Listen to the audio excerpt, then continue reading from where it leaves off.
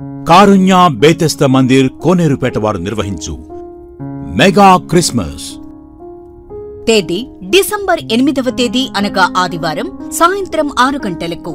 స్థలం exhibition grounds, Nuzvid. వాక్యోపదేశకులు అంతర్జాతీయ వర్తమానికులు brother ఎం అనిల్ కుమార్ గారు.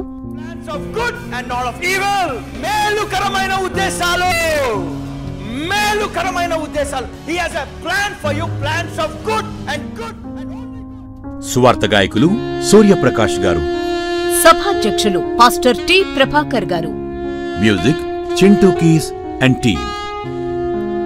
అందరికీ ఆహ్వానం.